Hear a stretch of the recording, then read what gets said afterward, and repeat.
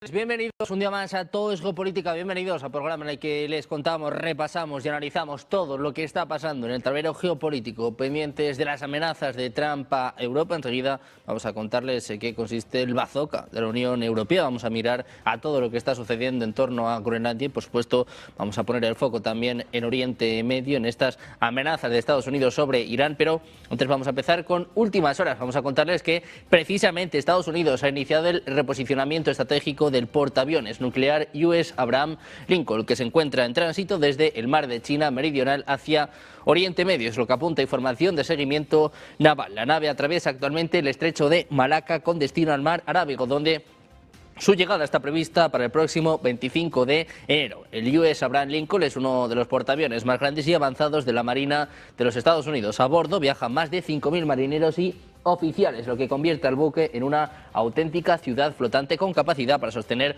operaciones militares complejas durante largos periodos. Propulsados por reactores nucleares, este portaaviones puede operar durante más de 2 décadas sin necesidad de repostar combustible, lo que le otorga una autonomía excepcional y una gran flexibilidad estratégica. Además, está diseñado para desplegar decenas de aeronaves de combate, vigilancia y apoyo, convirtiéndose en una plataforma clave de proyección de poder naval y aéreo. El movimiento de este US Abraham Lincoln se produce en un contexto de creciente tensión en Oriente Medio, con Estados Unidos que incrementa su presencia militar en las últimas semanas. Los expertos interpretan este traslado como una señal de disuasión y un refuerzo de la capacidad de respuesta rápida de Washington ante posibles escenarios de escalada regional. Aunque el Pentágono no ha detallado la misión específica de este portaaviones, su desplazamiento desde Asia hacia el Golfo subraya la prioridad estratégica que la región ha adquirido en la planificación militar de Estados Unidos, incluso a costa de redistribuir activos clave desde el Indo-Pacífico.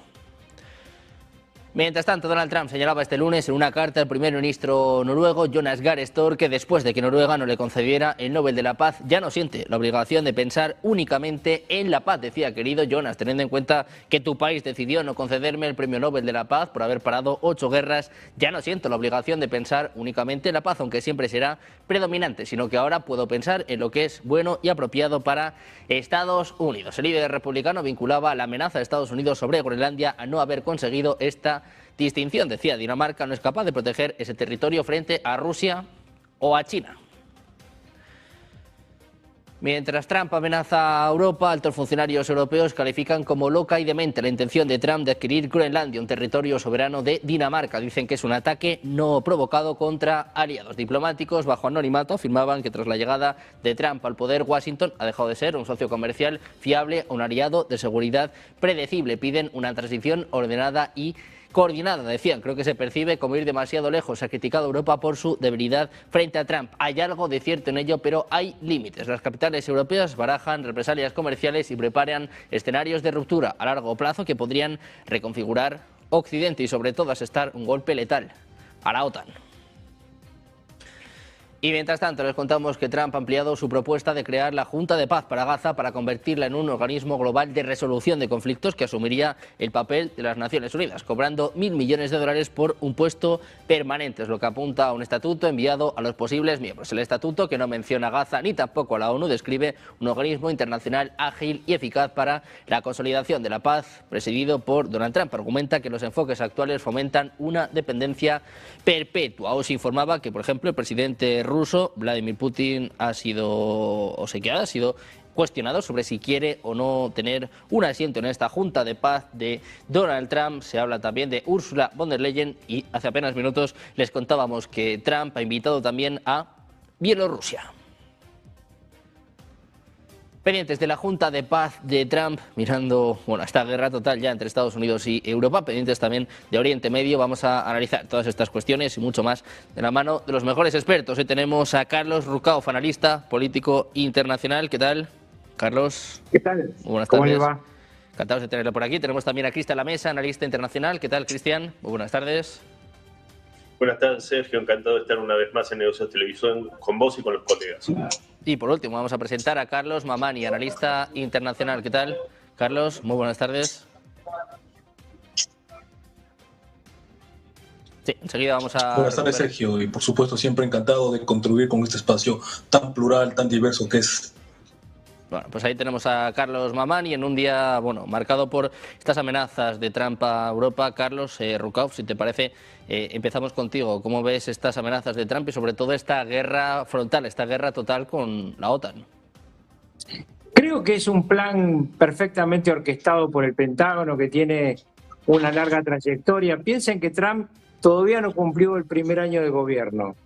Y está muy claro que esto último que vimos en noviembre, el Consejo de Seguridad, la resolución por Gaza, que ahora tiene como cría esta especie de ONU paralela, esa resolución en el Consejo de Seguridad no fue vetada ni por China ni por Rusia.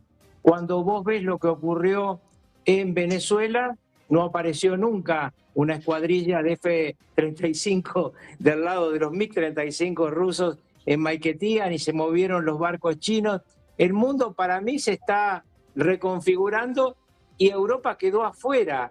Lamentablemente, la querida Europa queda afuera de esta planificación que tiene como eje a las dos superpotencias, China y Estados Unidos, porque en mi opinión ya Rusia no es una superpotencia, es una especie de estación de servicio con armas nucleares, peligrosa por supuesto, pero que, por ejemplo, Trump invite ahora a Putin y a Lukashenko a esa nueva ONU, está demostrando que hay un plan preconcebido.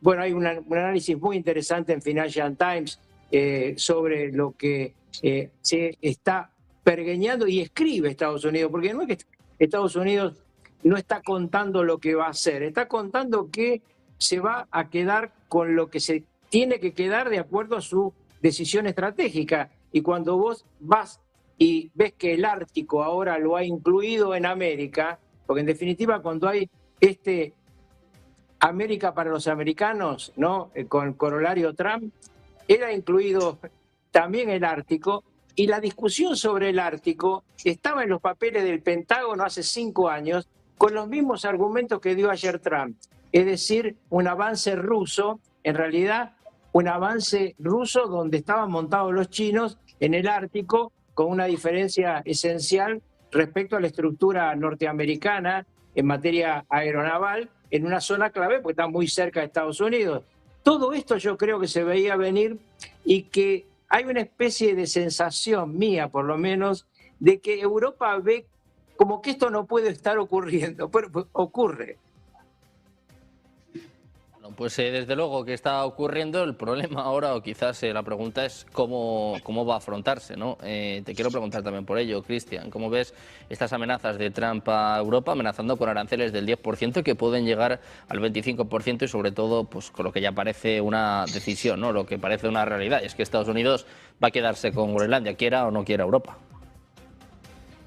Sí, Europa, yo en ese sentido, coincidiendo con lo que decía el doctor Rucauf, quedó en la irrelevancia más absoluta. Esto es un hecho y esto no es casual, es merced a las propias políticas europeas que desde hace 80 años eligieron hacer seguidismo del matón del barrio, o sea, los Estados Unidos, a través de la Guerra Fría, en todos esos periodos, y bueno, eso los ha sumido en la irrelevancia. Incluso esto de este mensaje por el tema del premio Nobel, ¿no? Esto de que va a dejar de darle tanta importancia a la paz, y es casi de ficción, ¿no? Esa frase, parece un villano de película, pero en realidad es una amenaza velada que le envía a Europa diciéndole que por los intereses de Estados Unidos va a hacer lo que tenga que hacer, incluida la guerra si hace falta.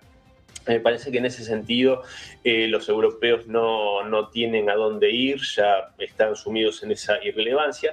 Y acá hay algo que se da que es paradójico, me parece interesante analizarlo, porque muchas veces la figura de Donald Trump se la simplifica demasiado, y si bien es un personaje muy pintoresco, no le quita complejidad psicológica.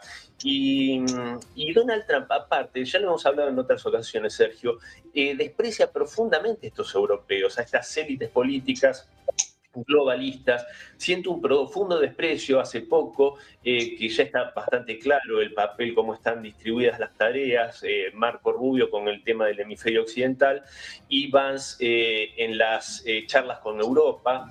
Y incluso han habido europeos que han dicho, azorados, este hombre nos odia. Sí, la verdad es que tienen un desprecio profundo a aquello en lo que se ha convertido Europa, que está escrito en la Estrategia de Seguridad Nacional, publicada hace algunas semanas atrás. Y esto, paradójicamente, tiene dos vertientes Trump. No es nada ideológico, a mi modo de ver, es un pragmático, un realista, un hombre de negocios que va a hacer negocios con quien necesite hacerlo, y el caso Venezuela lo deja bastante claro, pero al mismo tiempo es muy ideológico, aunque parezca contradictorio, pero es ideológico respecto de otro tema, del globalismo.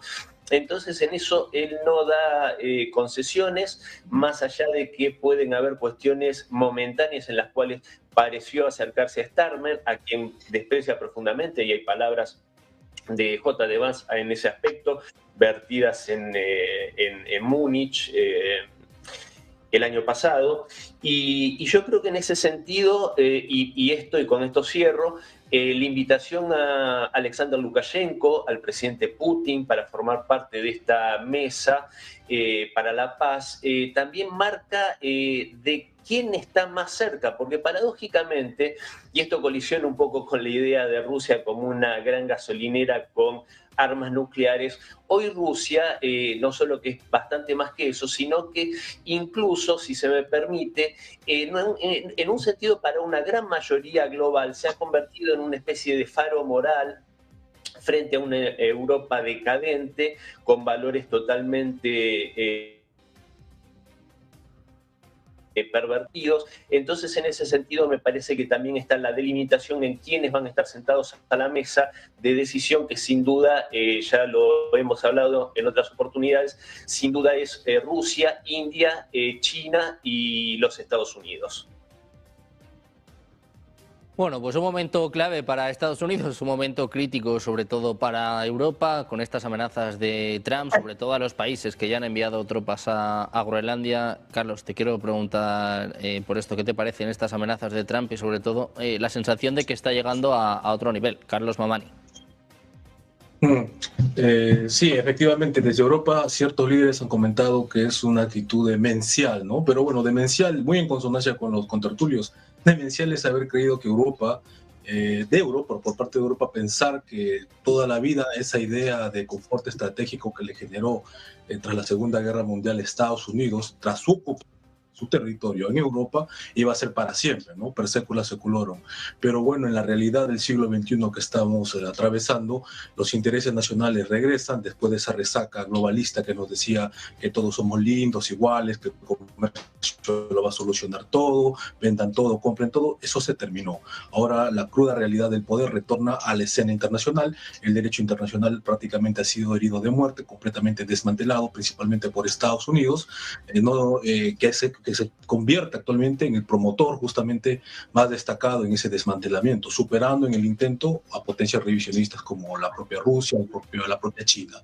Entonces lo que estamos viendo actualmente en Groenlandia no es para menos, ¿no? O sea, es la lógica de toda esta secuencia de hechos donde errores estratégicos por parte de Europa están conllevando. O sea, no es una novedad exactamente así como se la quiere plantear, era lo lógico y lo consecuente. Ahora, ¿por qué Estados Unidos está empecinado? Bueno, como mencionaban por ahí, su estrategia de seguridad nacional ve a Europa como un espacio dentro también de lo que es el hemisferio occidental, de ahí que se hable de la doctrina Monroe 2.0, o sea, ampliada, ya no solamente el continente americano como otrora de manera clásica lo fue, sino también en un sentido, digamos, maximalista, o sea, todo lo que es el hemisferio occidental, que incluye, por supuesto, y lo que es en este caso Groenlandia, ¿no? Que es un territorio prácticamente deshabitado y sobre todo sin capacidades europeas que puedan defenderlo, ¿no? Hace un momento me enteré de que Alemania mandó retirar sus soldados. O sea, ¿qué van a hacer ese puñado de soldados contra una superpotencia militar como es Estados Unidos? Absolutamente nada. Entonces, ese territorio tarde o temprano, yo creo que más rápido que tarde va a formar parte de la nueva estrategia, geoestrategia de Estados Unidos, porque no solamente por la cantidad de recursos importantes que tiene Groenlandia en sí, sino por la proyección de poder que le permite al Ártico, y no solamente, sino también a lo que es el espacio, ¿no? Al espacio sideral. Estamos viendo cómo es que el retorno de las prédicas, las acciones fuertes en política exterior están dando paso pues a ese tipo de liderazgo encabezado ahorita por Donald Trump dentro de Estados Unidos, y bueno, en un mundo que es cada vez más, multipolar, ¿no? Donde los grandes espacios están retomando la escena, superando a los estados-nación históricos. Y bueno, entonces en este contexto yo considero que hay mucho por analizar, mucho por ver. Veremos en qué acontece todo esto. Y para ir cerrando, se me olvidaba, con respecto a este asunto de la paz, la mesa de negociación que estás haciendo paralelamente Naciones Unidas, que está proponiendo Donald Trump, donde tiene que pagar $1.000 millones por país. Eso me parece también que es un nuevo formato, ¿no? O sea, el multilateralismo universalista onusiano está dando paso a un multilateralismo de membresía, ¿no? Donde se tiene que pagar y también alinearse a ciertas ideas que, bueno, que está propulsando la administración Trump. Bueno, pues un Trump que desde luego está cambiando el mundo, que mañana, por cierto, va a hacer su primer año en el cargo. Ya lo avisamos que habrá programación especial durante todo el día en Negocios Televisión, y que, bueno, sobre todo está reordenando el orden mundial, ¿no? Estamos hablando mucho de Trump y de estas amenazas a Europa. Hoy hemos visto a algunos líderes europeos, por ejemplo, hemos visto ya a Merz y a Starmer, bueno, pues intentar de alguna forma plantar cara a Donald Trump. Se habla de algo así como una especie de bazooka, un arma nuclear económica. Carlos, te quiero preguntar por esto. Están hablando mucho de una herramienta anticoerción, ¿no? Europa intenta plantar cara a Donald Trump. Carlos Rucauf, ¿estamos a tiempo? ¿Puede hacer algo Europa para amenazar o para de alguna forma frenar a Donald Trump? Absolutamente no, desde el punto de vista militar. Claramente lo que Estados Unidos le está planteando a Europa es: cambien sus líderes. Con otros líderes hablo. Esto es un tema muy importante entenderlo. Cuando Trump se refiere a la Europa decadente que está perdiendo la civilización frente al islamismo, lo que está diciendo es: yo no tengo problema con Italia, mi problema es con este premier británico, pero si lo cambian no tengo problema, mi problema es con este líder alemán, porque si lo cambian no tengo problema. Acá se citó aquella frase tan importante que dijo en su momento Vance en Múnich. Miren Múnich, ¿no? Si hay algo que tiene malos recuerdos para el mundo, es esa hermosa ciudad donde se pergeñó el desastre de la traición de la Segunda Guerra Mundial. En Múnich, Vance ya marcó en ese momento su preferencia por alternativa por Alemania. No había habido elecciones. Ya Trump en su momento planteó la decadencia del laborismo británico, ni les digo la de España y Pedro Sánchez, que bueno, pobre, es un personaje menor, pero bueno, es nada menos que el presidente de la querida España, ¿no? Y obviamente tiene una diferencia abismal con Macron, y quisiera que ahí venga, digamos, el gobierno de Le Pen, si es, no de ella, no, sino de su hombre. Pero yo digo, si hay otra Europa, ahí Trump sí está dispuesto a encontrar acuerdos. Hay una frontera ideológica muy profunda que está planteando todo esto, porque es cierto que no hay ideología en una parte, porque es una actitud muchas veces comercial, pero hay una ideología de fondo acá, una ideología muy, muy profunda que está en ese documento que se citó recién. Y además, ojo, cuando antes de comenzar se habló de que venía el Abraham Lincoln hacia la zona de Irán, viene a hacer la guerra. Esto es cuando estaban rodeando Venezuela. Yo discutí en varios programas de televisión porque decía: Trump está haciendo todo eso, pero no va a ir por... No, fue por Venezuela, se llevó a Maduro y se quedó con Venezuela, porque hoy Delcy Rodríguez es la mucama del día. Puede ser que después termine habiendo otro mucamo u otra mucama, no importa. Lo que puso es a la mucama del día. Lo que le dio fue $50.000 millones en petróleo. Todo lo demás que estábamos discutiendo antes, todo eso, bueno, Ya veremos, Corina Machado, dentro de un año qué hacemos contigo, pero acá lo que se está hablando es una pelea de poder. Si lleva el portaaviones a donde lo está llevando, es para bombardear Irán, por favor, porque no lo puede bombardear desde las bases, porque si lo bombardea de las bases que están en países árabes, lo que le dijo Mohammed bin Salman, esto Sergio ya lo hemos hablado, no, por favor, porque esto me desnivela el mercado del petróleo y además, ¿qué vas a hacer vos con los países si tiene una respuesta a Irán? Ahora, todos me dicen lo siguiente, Irán no es una potencia petrolera, el problema es Hormuz, efectivamente, el problema es el 25% del crudo y del gas que sale por el estrecho de Hormuz. Pero, ¿quién dice que no va a acabar Trump con las bases iraníes que están pegadas al estrecho de Hormuz? Si en su momento hizo 32 horas de vuelo con los aviones para bombardear las bases de enriquecimiento de uranio, ¿por qué no puede bombardear las bases que están controlando el estrecho de Hormuz? Entonces, me parece que analizar a Trump desde una visión tradicional es un error, porque él va a seguir avanzando. Un Trump que desde luego va a seguir avanzando. Vamos a mirar rápidamente una noticia, una información de última hora que apunta a la tecnología artificial, a la inteligencia artificial. Les contamos que OpenAI apunta a lanzar su primer dispositivo en la segunda mitad de 2026. Es lo que está apuntando el jefe de políticas de la compañía, Chris Lehane, a Axios este lunes. No ha especificado nada sobre este supuesto dispositivo, pero informes anteriores sugerían que la compañía estaba desarrollando prototipos de pequeños dispositivos sin pantalla que posiblemente estarían destinados a ser usados. OpenAI, sin duda una de las empresas de moda, está a punto de lanzar un dispositivo, construyendo prototipos de dispositivos pequeños sin pantalla que pudieran usarse e interactuar con los usuarios. Sam Altman afirmaba que este dispositivo será más tranquilo que un smartphone y que los clientes se van a sorprender de su simplicidad. Lehane no ha especificado si se va a tratar de un pin, un auricular o algo completamente distinto. Pendientes de la inteligencia artificial, ahora mismo la mirada, el foco está puesto en Davos. Vamos a escuchar al secretario del Tesoro de Estados Unidos. Ahora mismo está hablando Scott Bessent, respondiendo a los líderes europeos, también a estas amenazas de Trump sobre Groenlandia. Escuchamos a Scott Bessent.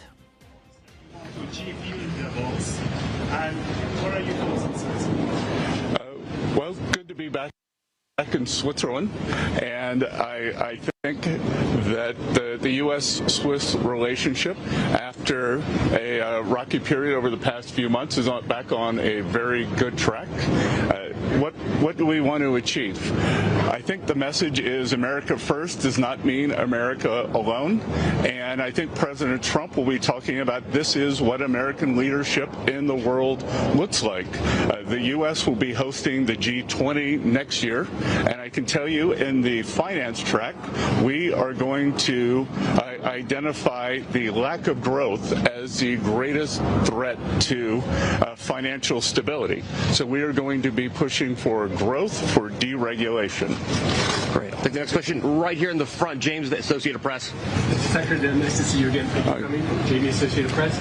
Could you tell us what kind of communications you've had with European Union officials since your comments yesterday to U.S. media to avert a crisis and a new showdown and a souring relations between the United States and the European Union? I've been traveling, so I haven't been in touch, but I spoke to President Trump, and evidently there are a lot of inbounds, and I think everyone should take the president at his word. Next, I'll take right here, Laurent with AFP. The European Union, well, two questions if I could. Can you confirm that the President's letter to Norway and then the EU might be preparing retaliatory measures for Greenland? Are you concerned about what that could mean? Yeah, I don't know anything about the president's letter to Norway, and I think it's a complete canard that the president will be doing this because of the Nobel Prize. The president is looking at Greenland as a strategic asset for the United States. We are not going to outsource our hemispheric security to anyone else. Great. I think that'll probably be the last one for today, guys. About retaliation. About the European question. I I think it would be very unwise. So thank you. Great. Thanks, everybody. Escuchaban al secretario del Tesoro de Estados Unidos, Scott Bessent, que dice que es una completa tontería pensar, bueno, pues que Trump quiere anexionar Groenlandia porque no le han dado el premio Nobel de la Paz. Decía que Estados Unidos primero no significa solo Estados Unidos. En este contexto, en este clima de tensión entre Europa y Estados Unidos, bueno, pues esto es lo que decía el secretario del Tesoro. Cristian, te quiero preguntar por esto, ¿qué puede hacer Europa, ¿no? Se habla de este bazooka comercial, unos aranceles por valor de 93.000 millones de euros. Dicen en Francia que tenemos un arma nuclear económica, pero parece pues que a Donald Trump no le importa mucho, ¿no? Hablaba Carlos Ruckhoff de cómo le gustaría que cambiaran los líderes europeos. Prácticamente hay que pensar a qué líder europeo no ha humillado, ¿no? Por ejemplo, nos acordamos de lo que le hizo Starmer justo cuando se firmaba el acuerdo de paz. Macron ha sido humillado en numerosas ocasiones. Hemos visto también estos saludos, ¿no?, que ya han pasado a la historia. Básicamente habría que pensar si tiene algún tipo de respeto, ¿no?, a Europa y sobre todo a sus líderes, si es que hay líderes en Europa. Antes que nada, Sergio, me tomo 10 segundos para mandarle al pueblo español a través tuyo y de esta pantalla mis condolencias y mis oraciones a las víctimas de la tragedia ferroviaria de Córdoba. Y bueno, dicho esto, yo creo que Europa no tiene ninguna herramienta ni económica ni militar para hacer frente a ninguna de las amenazas de Donald Trump. Se encuentran en la mayor impotencia. Es más, de hecho, bazooka económico lo veo difícil, arma nuclear económica, porque si no me equivoco, creo que en las relaciones comerciales entre Estados Unidos y Europa es superavitaria Europa, o sea, vende más de lo que compra. En ese caso, cualquier arancel que incremente Donald Trump va a perjudicar muchísimo más a la economía europea que a la estadounidense. Entonces, sinceramente, me parece que acá quieren blofear y no tienen ni siquiera para blofear, no tienen ni para mentir. Entonces, esa es como una trampa que se han hecho ellos mismos, porque, a ver, primero, por supuesto que estos líderes europeos se ha disfrutado y disfruta mucho humillándolos. Yo en reiteradas ocasiones marco el contraste, ¿no?, en cómo se refiere a figuras como Xi Jinping, como Vladimir Putin, incluso Kim Jong-un, el líder de Corea del Norte, con unas palabras respetuosas. Y también lo marco en varias veces, incluso en la columna que tengo semanal en una radio mexicana, incluso con la presidenta Claudia Sheinbaum, que no es una superpotencia México, si bien es el principal socio comercial de Estados Unidos, pero fíjense el contraste, cómo hablaba de Trudeau, el canadiense, que lo llamaba gobernador y hablaba del Estado 51, en cambio con Claudia Sheinbaum tiene un trato también muy respetuoso. Yo creo que los que le hablan desde una posición de igual a igual y respetuosa, esto Donald Trump lo valora. Ahora, ¿cómo se puede respetar a gente? Porque lo comentaba Carlos Mamani en su participación anterior, que habían catalogado de demencial las intenciones de Donald Trump de hacerse con Groenlandia. Ahora yo me pregunto, ¿no fue demencial que Joe Biden destruyera el Nord Stream 2 y que los europeos no dijeran nada? ¿Eso no fue demencial que destruyera la capacidad de competir industrialmente con los buenos hidrocarburos rusos a muy buen precio a través de ese gasoducto, que era una obra binacional ruso-alemana con participación suiza, si no me equivoco también? Eso no fue demencial. Cuando Joe Biden hizo que Europa se pusiera en contra de Rusia, poniéndole sanciones que terminaron lastimando la economía europea más que a la rusa. Rusia es un país que no para de crecer, siendo el más sancionado de la Tierra en una lucha existencial contra una alianza militar de 32 países y está ganando esa guerra de desgaste. Entonces, pretender destruir a Rusia, fragmentarla, como dijo Kaja Kallas hace poco, y varios líderes, entre comillas, europeos, pretendieron eso, esa balcanización de de Rusia, Donald Trump, Joe Biden diciendo que iba a poner de rodillas a Rusia, ¿eso no era demencial? O sea, ¿eso no lo vieron como demencial los líderes europeos? A mí me parece que el problema es que cuando el matón del barrio, Estados Unidos, hace algo que a ellos les gusta, aunque sea demencial, no importa, fingen demencia y lo siguen incluso en contra de sus propios intereses. Ahora bien, en este caso, por eso yo siempre digo, yo sinceramente no me pongo a valorizar si está bien o está mal, no vengo a analizar eso. Lo que sí sé que a mí Groenlandia no me da, no digo Groenlandia, la posición de Dinamarca y de Europa en esta situación no me da ninguna pena.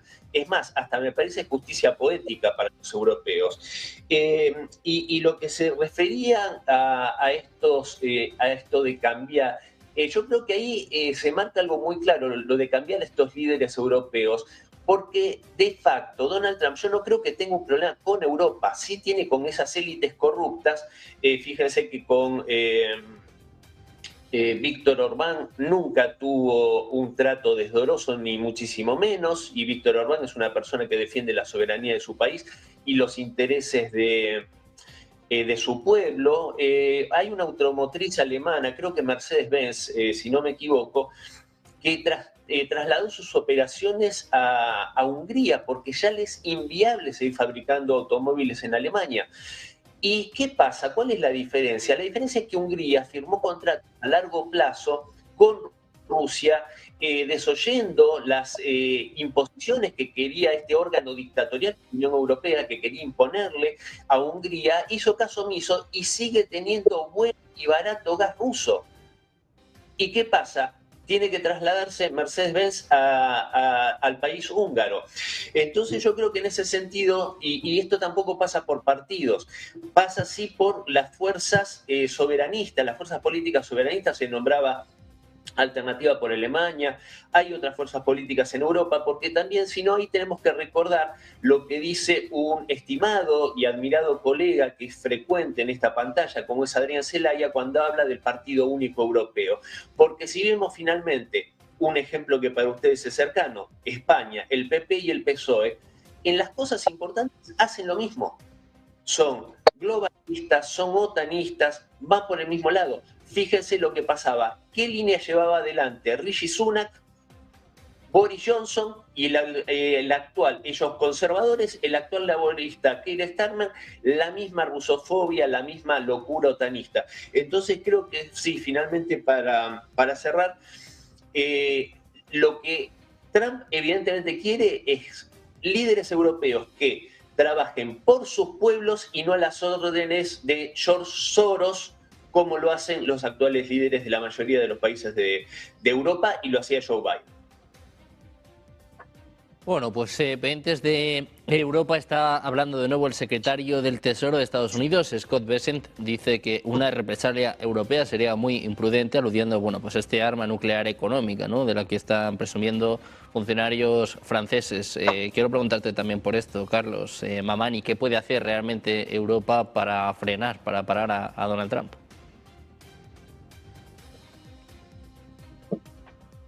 Bueno, creo que bastante claro lo han dejado los contertulios. Poco o nada pueden hacer. Y en caso intenten hacerlo, imagínense si con Rusia ha sucedido lo que ha sucedido, con Estados Unidos, del cual dependen más, incluso no en la energía, claro, ¿no?, pero en otro tipo de vínculos comerciales, podría ser mucho más catastrófico, ¿no? O sea, tendría doble gravamen, ¿no?, por parte de Rusia, que ellos mismos han propiciado con sus malas decisiones, y por parte del propio Estados Unidos, ¿no? Porque, como bien decía el doctor Rukauf, eso es cierto. Europa, así como está, los líderes actuales que tiene Europa no le gustan a Donald Trump. Esa Europa de Bruselas, liberal, globalista, que ha destruido valores tradicionales, la familia, la civilización occidental, como dijo J.D. Vance en esta conferencia de Múnich el año pasado. Esa Europa no le gusta. Hay una Europa, claro, que mencionó Cristian Lamesa, como en el caso de Hungría, liderada, yo diría, esa otra Europa liderada por Hungría, por el presidente Orbán, en clave soberanista y patriótica, que por lo menos sí hay cierto trato de respeto, hay incluso, yo diría, cierta admiración mutua. Pero lamentablemente para Europa, para la Unión Europea, no es la Europa que decide, no es la Europa que toma decisiones. Las decisiones siguen tomando en Bruselas, son una camarilla de élites tecnoplutocráticas que básicamente están haciendo negocio con la situación de Ucrania, ¿no? Y los grandes inversiones que se están haciendo actualmente en defensa, la compra de armamento y todo lo que esto implica está pasando, por supuesto, por las manos de esta gente que están asegurando su futuro inmediato, la de su familia, de sus nietos y bisnietos, en detrimento del pueblo europeo, ¿no? Entonces, así como está Europa, yo creo que sería muy lamentable si pretenden responder a Donald Trump, de hecho que no lo pueden hacer, y ya más o menos Alemania, como decimos, ¿no? Se echó para atrás, ¿no? Hace un momento lo comenté, al retirar sus tropas dentro de lo que es Groenlandia. O sea, no tienen capacidad desde ninguna manera hacerle frente, ni militar, ni económica, ni financiera. Ellos han vivido bajo la bota de Estados Unidos hasta la actualidad, siguen siendo un territorio ocupado, las bases norteamericanas siguen allí. Llegaron después de la después de la Segunda Guerra Mundial también, su pretexto de desnazificación, y hasta ahora se siguen quedando. O sea, técnicamente Europa sigue siendo un territorio ocupado y a Europa le molesta algo profundamente, que Estados Unidos ahora mismo no esté de su lado, principalmente en el conflicto contra Rusia a través de Ucrania, ¿no? Básicamente. Bueno, pues pendientes de Europa y de Estados Unidos de esta disputa con Donald Trump, que bueno, tiene pinta que se va a intensificar en los próximos días, sobre todo en este foro de Davos, que va a ser uno de los puntos, uno de los focos de atención, sin duda, durante toda la semana. Otro de los focos está en Oriente Medio. La semana pasada estuvo marcada por las amenazas de Trump. El miércoles parece que estuvo a punto de apretar el gatillo, estuvo a punto de lanzar un ataque contra Irán. Empezábamos contando cómo Estados Unidos está moviendo sus portaaviones. En concreto, nosotros hablábamos del US Abraham Lincoln. Carlos Rucauf, quiero preguntarte por esto. ¿Cómo ves las amenazas en torno a Irán con un Trump que este fin de semana decía que hay que quitar del medio a Jamenei y, sobre todo, bueno, pues con más filtraciones en torno a estas muertes de manifestantes en las protestas en Irán? Pues yo creo, como dije antes, que va a actuar militarmente Trump. Creo que además quedó un detalle que quisiera, de lo que hablaban recién los dos contertulios que son tan interesantes.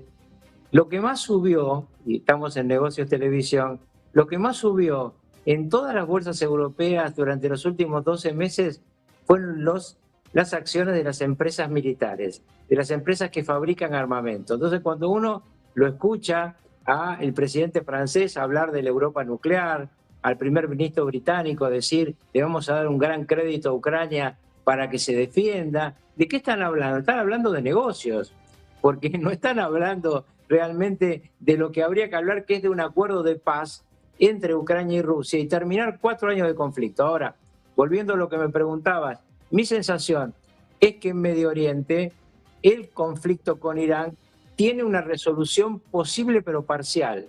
Yo creo que ni Rusia ni China, hemos hablado cero de China hoy, y China es clave en todo esto, porque China está, como marca claramente su historia, viendo cómo los demás se pelean y no distrayéndolos, ¿no?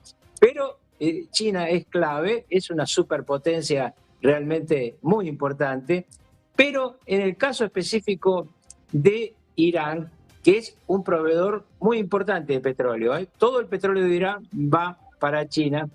Lo que está dispuesto China es a tolerar que se vaya Jamenei, no que venga un representante de Trump. Esto es, no que venga Reza Pahlavi a manejar el negocio petrolero iraní. Y esto es un tema que tiene mucho que ver con los otros dos protagonistas de la zona, que son, es imposible no hablar de ellos, que son Arabia Saudita, ese Mohammed bin Salman, que de ser el tipo detestado por Biden ha sido recibido como lo recibió en la Casa Blanca Donald Trump, y de Erdogan, que también tuvo muchas idas y vueltas con Estados Unidos, pero esas dos potencias son las dos potencias que balancean lo de Irán. Acuérdense que en su momento Siria era casi un protectorado iraní, ahora es Turquía con aval ruso quien controla fundamentalmente esa zona, y mientras ellos están controlando esa zona, Estados Unidos bombardea a Daesh bombardea Al Qaeda. Es decir, las superpotencias contra el terrorismo parecen tener un punto en común. Por eso me parece que Jamenei no le preocupa a Rusia ni a China, pero sí le preocupa que eso termine en una desestabilización donde aparezca alguien que realmente sea, digamos, la Delsi de Irán, ¿no? Ya con una Delsi ya es demasiado. Ahora que aparezca, me parece a mí, ¿no? Puede estar equivocado, que aparezca el Shah, el hijo del Shah, es como too much. Vamos a ver, lo que yo tengo claro es que no van a dejar esto por la mitad, y más allá de lo que Netanyahu se queje del tema de cómo se está arreglando Gaza, al final de la historia Estados Unidos va a apoyar a Israel en todos estos conflictos. 5 reuniones de Netanyahu con Donald Trump el año pasado no son una casualidad, son una coherencia de una estructura de pensamiento militar norteamericano y estratégico. Pues Estados Unidos, que está claro, ¿no?, que está del lado de Israel, con un Trump que, bueno, sabemos que empezó este 2026 capturando a Maduro y que ahora ha puesto el foco en Jamenei. Decía este fin de semana en una entrevista con Político que es un hombre enfermo y que debe dar un paso al lado. Cristian, ¿podemos interpretar esto como una amenaza? ¿Crees que Trump puede lanzar un ataque militar, sobre todo para intentar derrocar o directamente eliminar a Jamenei? Yo por lo pronto lo iría descartando. ¿Por qué? Por lo siguiente, una guerra abierta en Oriente Medio contra Irán por parte de Estados Unidos, yo creo que abriría muchísimas ventanas bastante oscuras y peligrosas para Estados Unidos y para toda la región. Yo lo que creo que Donald Trump, y creo que ahí cometió un grave error cuando incitó a los manifestantes a seguir protestando, que ya llegaba la ayuda, eso lo hemos hablado en la última participación que tuve aquí, y yo creo que en algún sentido, con una similitud a Venezuela, lo que se buscaba era que el gobierno iraní cayera por justamente esta especie de revolución de color, que finalmente fracasó. Yo no tengo dudas que hubieron mucha participación israelí y no descarto de la CIA. Me parece que en ese sentido, no sé si Ratcliffe está logrando gobernar la CIA del todo de acuerdo a los intereses de Donald Trump. Esto evidentemente bastaba ver las imágenes, fue muy similar a lo que pasó cuando fue el derrocamiento por pocos días, pero de Chávez en Venezuela, que habían francotiradores disparando hacia las dos manifestaciones, opositora y oficialista. Algo similar se vio en el Maidán en 2014. Es algo de manual que se hace. Y como decíamos la vez pasada, yo creo que ahí el error que cometen es cuando empiezan a incendiar mezquitas. Yo creo que ahí fracasa la revolución de color porque los chiitas históricamente han sido muy tolerantes con las demás religiones, al contrario de los sunitas y más los extremistas, y en ese sentido yo creo que el pueblo iraní vio que esto no era algo que, si bien surgió espontáneamente, era algo que venía muy de afuera, y a tal punto que se pudo interceptar, siendo alertado el gobierno iraní por Turquía del ingreso de grupos armados kurdos para seguir desestabilizando Irán. Entonces yo creo que en ese sentido, en definitiva, es muy complejo el tema, no le conviene a Turquía, como se decía, por esta participación de los kurdos, que los kurdos sabemos que siempre fueron una herramienta de la CIA, de desestabilización y separatismo en estos países. Y yo creo que yo a Reza Pahlavi lo vería más como la Corina que la Delsi de Irán. Esa es mi mirada. Yo creo que más sería asemejable. Y esto de que dé un paso al costado, por ahí buscaría algo más similar a lo que aconteció en Venezuela, ya que el caso de Reza Pahlavi sería cambiar el gobierno totalmente, porque no creo que fuese a ocupar el lugar del ayatolá, pero sí sería buscar que haya un cambio de régimen dentro del régimen. Yo creo que en ese sentido también tiene que obrar con mucho cuidado, porque hay veces que en Occidente se comete el error grave de mirar las situaciones en sociedades tan complejas y países milenarios como es Irán, como es Rusia, como es China, mirarlo con ojos occidentales sin entender cómo es. Si a Jamenei lo eliminan físicamente, es un hombre mayor, es un anciano, es un clérigo, el más importante dentro del chiismo, y no harían más que convertirlo casi en un santo, martirizarlo. O sea, es lo peor que podrían hacer realmente. Es algo que yo le aconsejaría que se saque de la cabeza, especialmente Netanyahu, más que Trump. Entonces, y para cerrar, yo creo que también que hay muchos que cuestionan en las últimas semanas y meses la lealtad o la participación de Rusia respecto a estas situaciones que implican a socios. Y yo creo que en el caso iraní, concretamente, el bloqueo de la señal de Internet y de la señal de Starlink que permitió desescalar esta primavera, esta revolución de color, se sabe ya a esta altura que fue gracias a la ayuda y la cooperación por parte de Rusia, aparte de abastecerlos y haberles proveído de material antiaéreo, baterías S-300 y S-400, que es lo que también se calcula quiso recalcular a Netanyahu y pedirle a Trump que suspendiera este ataque, porque se estimaba que la respuesta al ataque, o sea, primero, que no iba a ser tan castigado como fue en la famosa guerra de los 12 días, porque ya está mucho mejor preparado con material ruso y chino para responder esto, no solo el ataque, sino después el contraataque. Y tenían cálculos de que podía ser muy destructivo para el propio Israel. Entonces, por todos estos elementos, yo hoy por hoy creo que descartaría un ataque abierto y destacar cómo Rusia también participa activamente en la defensa de sus aliados. Lo que pasa es que también hay que ver los intereses, lo que significaría la desestabilización en Irán, afecta el sur del Cáucaso, con grupos extremistas y fundamentalistas. Hay que recordar que entre un 15 y un 20% de la población rusa es musulmana y vive en total armonía dentro de Rusia, porque son rusos de religión musulmana sin ninguna discriminación. Pero obviamente Rusia tiene que ser muy cuidadoso en este sentido, los intereses que defiende y que apoya, porque esto directamente puede estar atentando a la estabilidad de la propia Rusia en la zona del Cáucaso.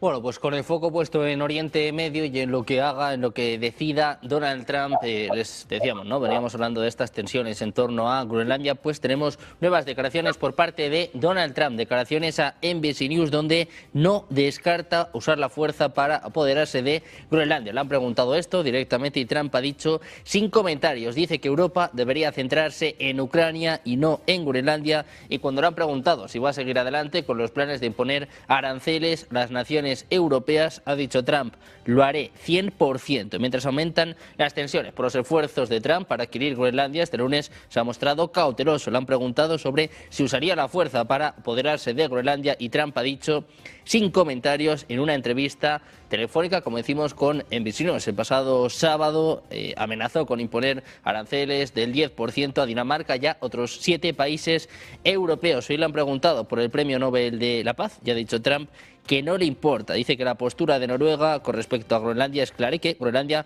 forma parte de Dinamarca y que Noruega está apoyando plenamente a Dinamarca en este asunto. Trump ha desestimado la idea de que Noruega no tenga influencia sobre el concurso del Premio Nobel de la Paz. Dice: Noruega lo controla totalmente a pesar de lo que dice. Les gusta decir que no tienen nada que ver con eso, pero lo tienen todo que ver. Preguntado sobre el Premio Nobel de la Paz, dice Trump que no le importa y ha criticado a los líderes europeos. Dice: Europa debería centrarse en la guerra con Rusia y Ucrania, porque francamente ya ven lo que han conseguido. Cuando le han preguntado sobre si está dispuesto a imponer estos aranceles del 10%, Trump ha dicho: lo haré al 100%.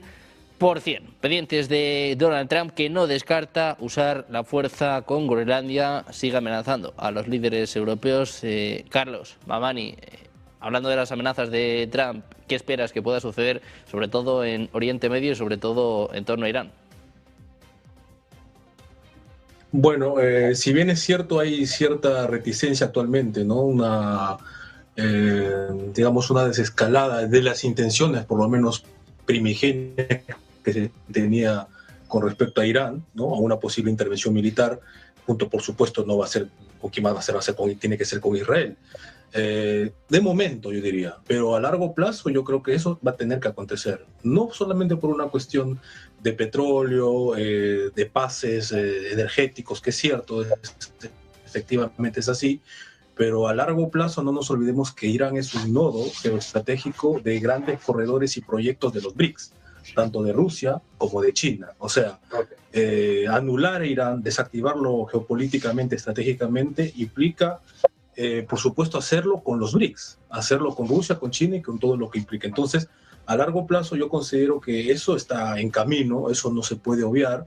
A veces se nos va a los analistas, ¿no? Me incluyo también, pensar de que esto es una cuestión negociable, ¿no? Actualmente Occidente, independientemente de Trump, ha entrado en una fase de anulación sistemática de adversarios geopolíticos. ¿Eso qué quiere decir?